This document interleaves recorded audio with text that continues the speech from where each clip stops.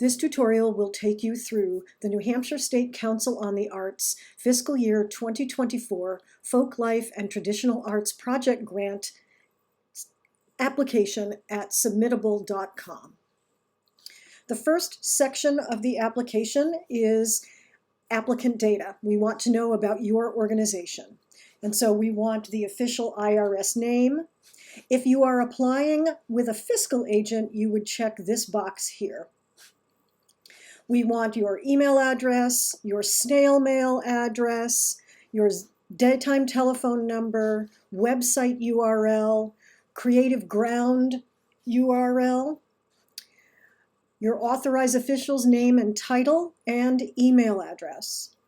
And then we need you to choose a code for the primary arts discipline of your organization.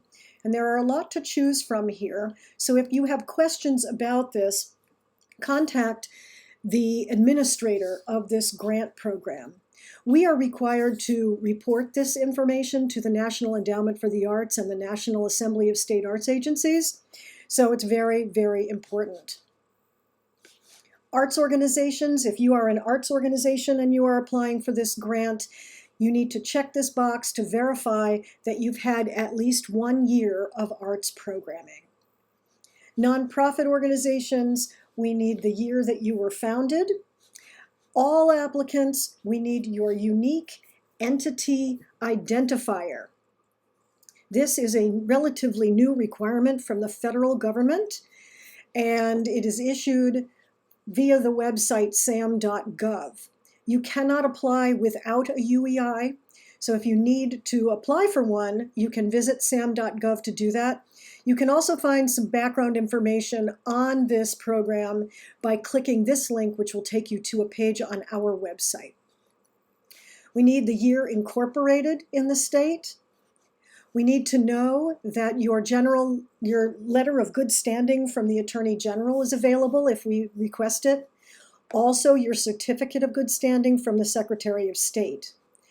We need to know the year that you were granted an IRS exemption and that the determination letter is available on request.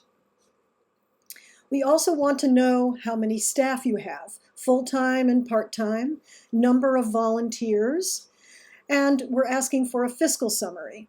So we want the dates of your current fiscal year, and then total income and total expense for your last fiscal year, the current fiscal year, and projecting to your future year.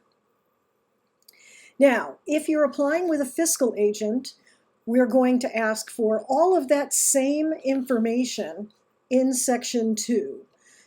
If you're not applying with a fiscal agent, you can just skip this section. We're asking for all of the same information. Section 3 is the grant request. First, we want to know if this is a new or recurring project. We want to know how much you're requesting. And then in 25 words or less, you need to give us a project title or a summary. This should be very, very clearly stated. And again, the limit is 25 words. We want to know when your project starts and ends, if there are specific events associated with it, what the dates are, the name of the project director, if it's different from the contact person in Section 1. And now you're going to choose a code, an arts discipline code again, but this time it's for the project itself. We want to know how many towns and communities will benefit from your project, how many youth and adults will be engaged in the project through live arts experiences. So if you're doing anything virtually or via a recording, you don't count those people here. This is just for live experiences. Then we're going to ask for some demographic information. So we are starting with age, and then ethnicity, and distinct groups. We want to know how many artists are directly involved in the project and how many are New Hampshire artists. Section 4 is all about accessibility and the facility or facilities in which your project activities will occur. So first we need the name of the facility or facilities, the name of your ADA coordinator. This is Americans with Disabilities Act coordinator. We want to know if the facility is accessible. We want to know if accessibility is part of your long-range plan. We want to know whether you've done an ADA self-evaluation of the facility. And then you're going to upload your National Endowment for the Arts brief accessibility checklist. There is a link here that you can click to get the checklist. And of course, once you have gotten it, you'll fill it out, you'll save it on your computer, and then you will click this Choose File button, and a little window will open. It will take you to a place where you can navigate to find the file. You'll click that file and attach it to the application. We want to know whether you've established policies and procedures that address non-discrimination against people with disabilities, and whether that information is publicly posted. We also want to know if you own the facility, and if not, you need to complete this. Name of owner, the address, and the length and expiration date of the lease. Now we come to the narrative questions section, and the document upload section, and you're going to start by uploading your narrative. So the rule of thumb here is that you should have all of these attachments ready to go before you start the application. And so as I said above, you're going to click Choose File. A window will open on your computer. It will allow you to navigate to where you have saved your files. You will click your narrative file, choose it, and attach it. And so you've got your narrative, your budget form, your timeline and work plan, a list of your current board of directors or arts advisory committee, your board-approved financial statement, a one-page resume or biography of the project director, any outside contractor information that you might have, up to 3 letters of support, and these should be current letters that relate directly to your ability to manage this project, to do this project in support of the project. Any evaluations, assessments, and rubrics you might be using to assess the success of your project and its impact. Any program materials can be uploaded here.